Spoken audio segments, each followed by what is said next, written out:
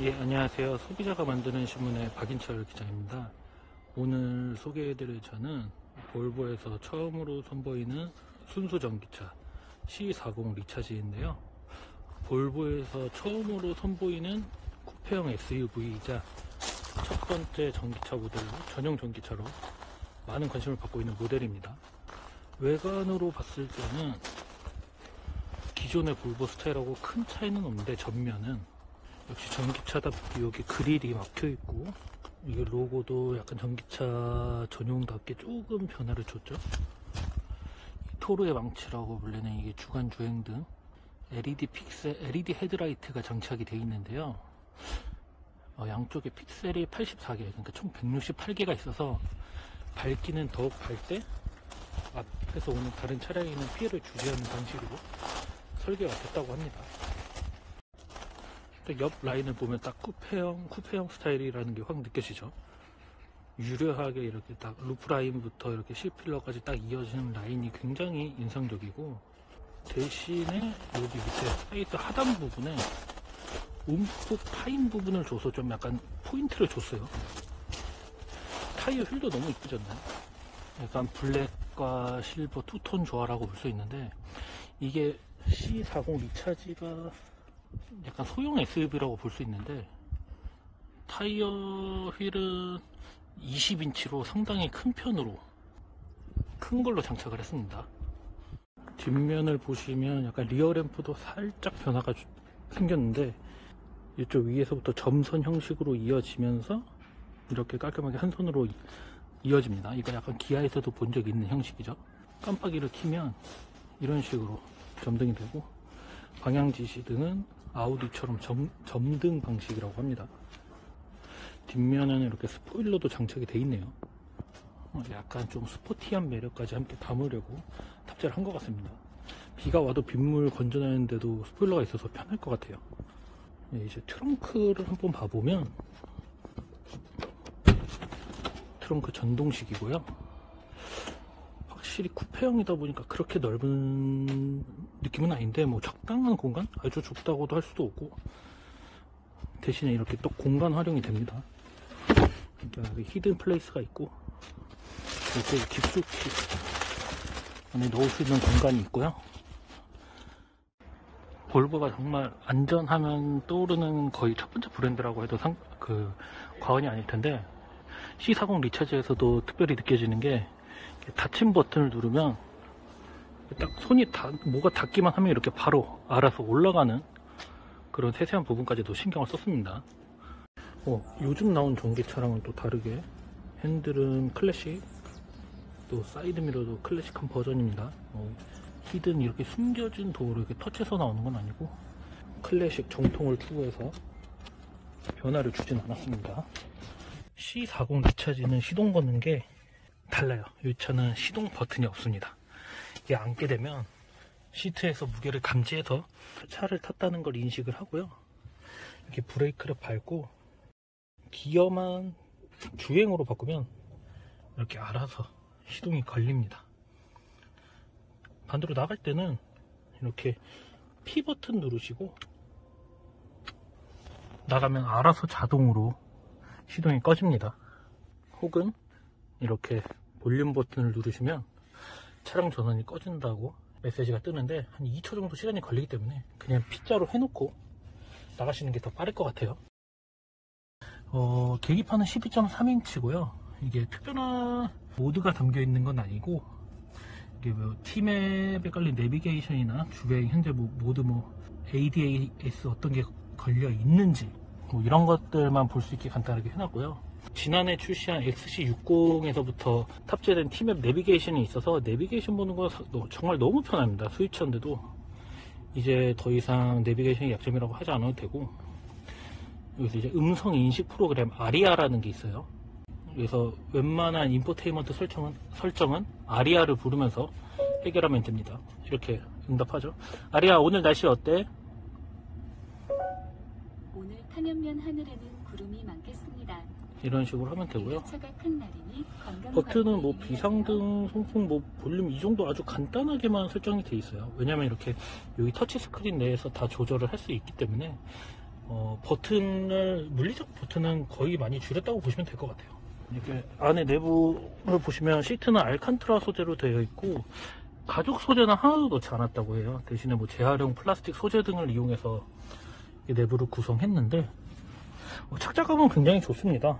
이 시트, 허벅지 시트도 조절할 수가 있고 요추도 운전자에 맞게끔 조절이 됐는데 시트가 막 부직포 계열이라 그래서 그런지 가죽을 안 써서 그런지 모르겠지만 조금 이렇게 6천만 원대 차량치고는 그렇게 막 고급스럽다는 느낌이 많이 들진 않아요. 왜냐면 플라스틱이 너무 곳곳에 보이기 때문에. 그리고 통풍 시트가 없다는 것도 조금 아쉽습니다. 2열도 한번 타보겠습니다.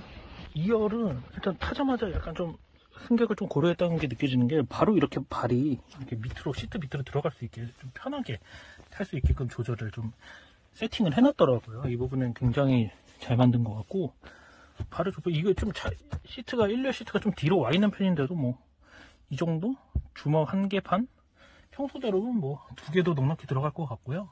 제가 키가 179인데 헤드룸은 살짝 여유가 있어요. 허리를 펴고 가면 조금 닫고 허리를 기대고 가면은 뭐 공간이 조금 여유 있다고는 할 수 없지만 좁지는 않습니다. 대신에 여기에 중앙에 앉을 때는 좀 신경 써야 될 게 여긴 배터리 2개가 나란히 위에 올라가 있어 가지고 요즘 전기차랑 다르게 좀 불룩 튀어나와 있지요.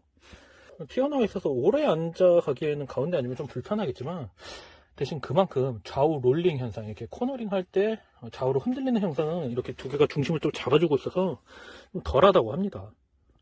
2열에도 이렇게 통풍 시트 버튼이 있고요. USB 잭도 있고 USB 2개 들어갈 수 있습니다. C타입입니다. 그리고 이렇게 파노라마 루프가 있는데 이건 다 기본 옵션으로 장착이 되어 있다고 해요.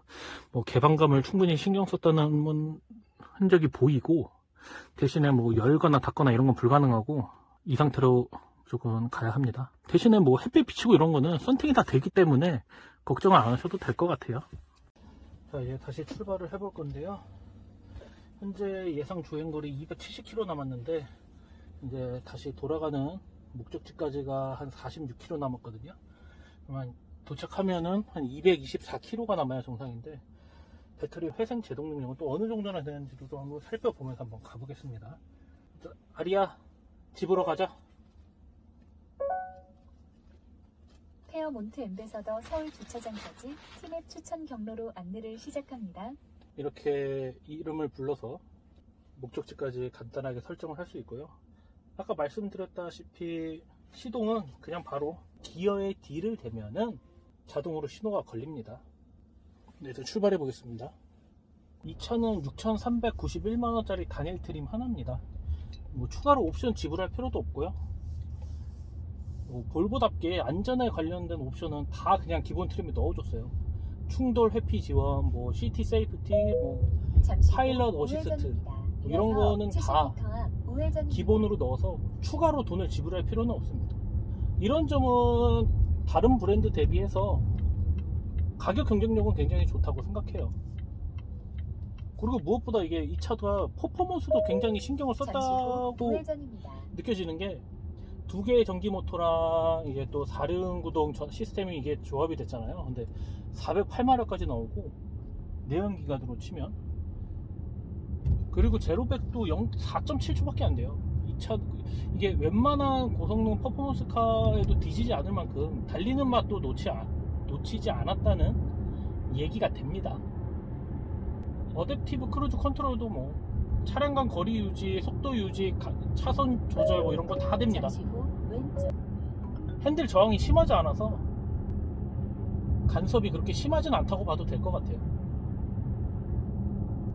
이게 정숙성은 뭐 전기차니까 나무라 할 데가 없고 이 차도 원페달 드라이빙 기능이 있어가지고 엑셀 하나만으로도 감가속이 가능하고 제동도 가능해서요 불필요한 에너지 소비를 줄일 수가 있습니다. 이게 원페달 드라이빙에 대한 호불호가 좀 갈리기도 하는데 개인적으로는 이게 발 움직일 필요 없이 페달 하나만으로도 운전이 쉽게 된다는 게 적응되면은 정말 편한 기능이라고 생각이 됩니다. 쿠페형이다 보니까 약간 좀 미러가 그렇게 막 큰 느낌이 아니라서 시야를 넓게 확보하기 좀 어려워요. 그 점은 조금 아쉽습니다. 서스펜션은 그렇게 단단한 것 같지는 않고 이게 좀 약간 물렁한 느낌이 좀 있어서 이 부분도 참고로 좀 해주시고요. 그리고 브레이크를 제가 아까 밟아봤는데 브레이크가 가볍게 눌리지가 않습니다. 브레이크 밟으실 때 좀 세게 밟아야 되는데 좀 어색한 느낌이 있어요. 약간 펌프질을 하듯이 조금 눌러야 되는 그런 느낌이 좀 있더라고요. 시트가 이게 허벅지까지 조절이 되다 보니까 운전할 때 승차감은 그렇게 정말 나쁘진 않습니다. 착자감도 푹신푹신 하기는 좀 어렵지만 그래도 뭐 이 정도면 훌륭한 준수한 수준이라고 생각이 되고요. 제로백 4.7초를 자랑하는 이 전기차의 위력이 어떤지 한번 밟아보겠습니다. 제가 지금 약간 속도 내고 밟는데 100까지 정말 순식간에 가요.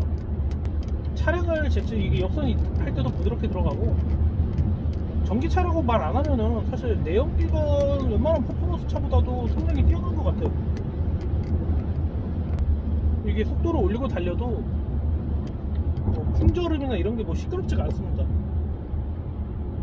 이 원페달 드라이빙도 갑자기 감속을 하거나 제동을 한다고 해도 흔들림이 덜해서 정말 기능을 잘 탑재했구나 라는 느낌이 듭니다. 차간 거리 간격 조절도 완벽하게 잘 해주고요. 볼보가 이런 부분에서는 상당히 많이 앞서 있죠. 이 차는 제가 개인적으로 느끼는 게 보조금 좀 받고 하면 5천만원 후반대 가격대인데, 경쟁 라인업은 제네시스 GV60, 벤츠의 EQA 정도로 꼽을 수 있을 것 같은데요. 볼보도 이 정도면은 충분히 메리트가 있다고 생각이 들어요. 일단 옵션이 워낙 풍부한데 추가 요금 내는 것도 없으니까 부담도 없고 계산도 편하고 운전도 재밌고, 이게 달리는 맛도 있어요. 이 전기차가 제로백도 빠르고 전기 모터도 2개 있고 하면서 힘을 충분히 실어주기 때문에 엑셀을 살짝만 밟아도 순식간에 치고 나가는 힘이 좋거든요. 이미 1500대가 다 완판됐다고 하죠.